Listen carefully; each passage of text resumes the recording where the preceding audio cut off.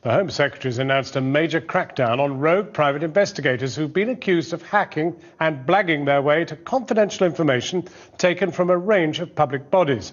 This comes more than a year after Channel 4 News revealed the contents of a confidential intelligence report warning about criminal elements within the industry.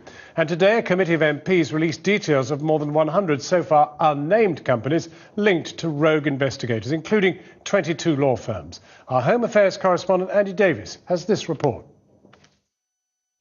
Westminster 1952, and the men of the British Detectives Federation pose before Parliament. Private investigators there were told to call upon the then Home Secretary to regulate their industry. Today, 60 years on and 26 Home Secretaries later, it's finally happened. It came in the form of a brief press release from the Home Office. No great fanfare, but very significant nonetheless, because now, for the first time, private investigators in this country have to be licensed. The message from the government is this: the days when anyone could act as a private detective regardless of skills or criminal convictions are over. So, from next autumn, operating as an unlicensed private investigator could result in a £5,000 fine and up to 6 months in prison.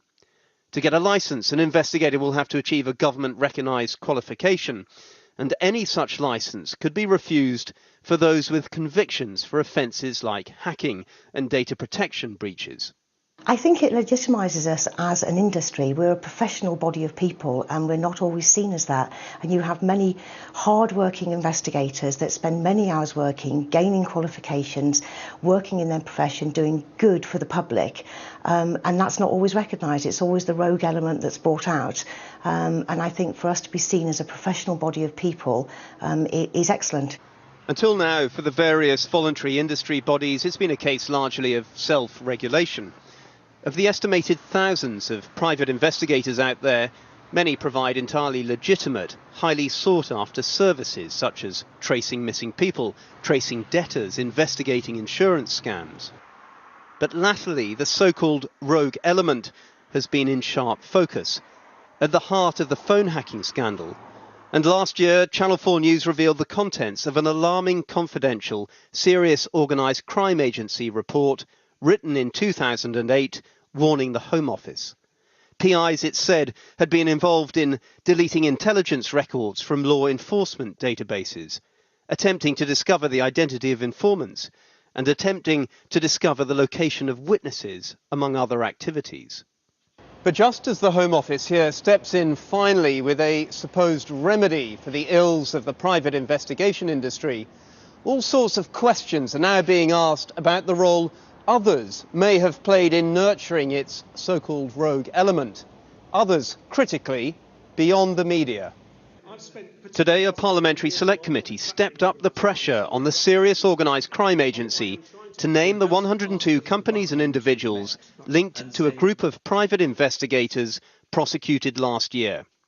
4 PIs convicted of conspiring to defraud people by blagging for their clients confidential personal information such as bank statements and phone bills belonging to other people.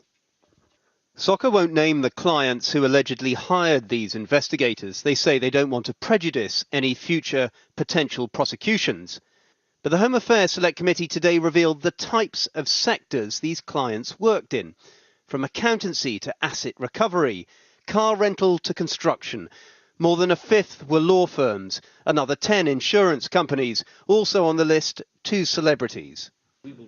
Soccer is not alleging those named on the list have or even may have committed a criminal offence. But some MPs want answers as to why they were using these private investigators in the first place. Why would a car rental firm or a firm of management consultants want to use private investigators who in the past have been tainted? What did they do when they got this information? Some of the information we received on the committee showed that they were getting the most personal details from people. Why would they want all this information? I think that's the next stage. And what's clear is that there is still a lot of work to be done by Parliament. And if Mr Vaz has his way, that work will involve one day getting those on this list named publicly. Andy Davis reporting there. Well, our political editor, Gary Gibbon, is in Westminster. Gary, what can you tell us about why they've moved on this today? Well, if we've learned anything about the Home Secretary Theresa May in recent months, it's that she's a pretty nifty political operator. She doesn't want to look as though she's behind the curve. I think she and her officials can see that this one is hotting up. It will continue to hot up, but she doesn't want to look as though she was slouching on the job. And so she's come forward with this news today, but that doesn't mean that things aren't going to continue to hot up on this one. And I suspect there will be revelations, names beginning to leak out, if not this month, probably next. And bring us up to date, Gary, with what's been going on with Leveson. Not much. You will remember that we had two royal charters set up, which were going to set up how self-regulation worked for the press as a result of the Lord Justice Leveson inquiry. One of them approved by all the parties back there in the Commons, including the Coalition and Labour. The other one backed by some of the big newspaper groups. Now, if it was up to the Conservatives, I have no doubt whatsoever, having spoken to a senior government source today, that they would have looked over at the version that the newspapers had come up with and tried to creep a bit towards it. But they don't want to move unless they're sure that the Liberal Democrats are moving with them. The Liberal Democrats don't want to move unless they're sure that Labour's moving with them. And Labour's certainly not going to get into that game. They are relishing watching David Cameron's discomfort, because we have the September phone hacking trials coming up, more discomfort for him there potentially. But when you put all this to senior government sources, what they say is they don't particularly care too much. They think that any trials that happen and conclude will prove that if there are criminal activities in the media, they are being dealt with by the criminal law.